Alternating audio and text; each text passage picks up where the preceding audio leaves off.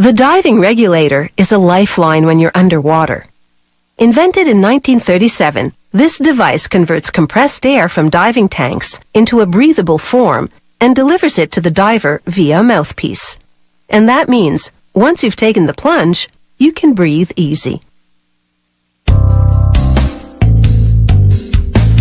The two main parts of a diving regulator are called stages.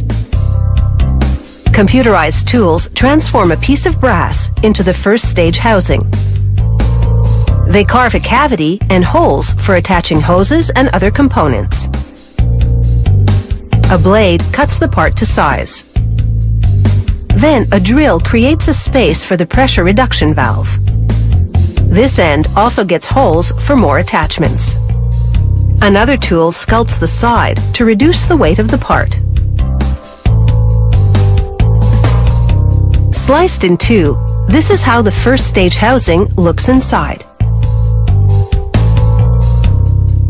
After it's been chrome-plated, they insert plugs for the holes that will later be used for attaching gauges, hoses, and other parts.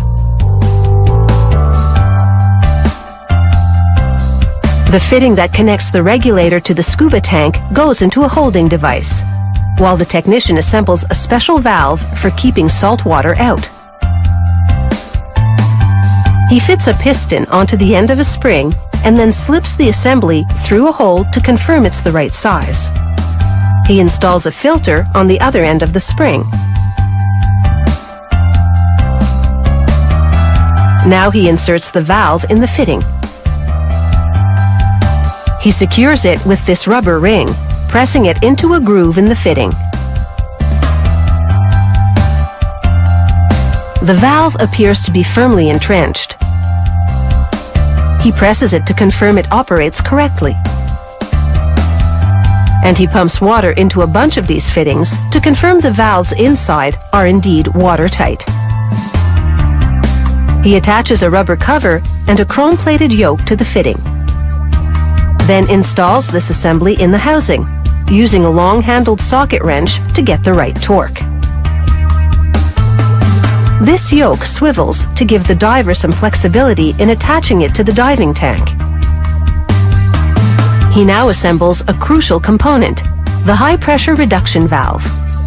Installed inside the first stage housing, it converts high-pressure air to medium pressure. He caps the yoke with a knob, then inserts a pressure-sensing mechanism at one end of the first stage housing. He covers it with a rubber membrane. As the diver inhales, this membrane will trigger the valve to release more air. The diving regulator's first stage is now complete. He just needs to calibrate the pressure reduction valve inside. He hooks it up to compressed air and adjusts the valve so it reduces air pressure to a precise level.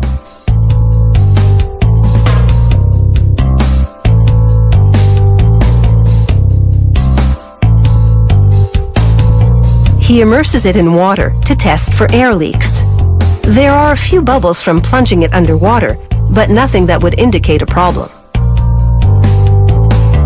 They now move on to the diving regulator's second stage, which will convert the medium pressure air from the first stage to a breathable level. The diver's breathing will trigger this diaphragm to open the air valve. He attaches a protective cover, and he's ready to install the second stage valve.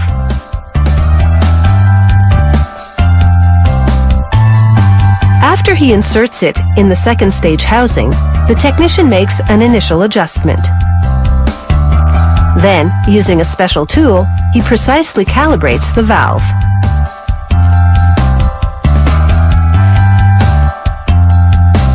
He removed the diaphragm for the last steps, so he reinstalls it.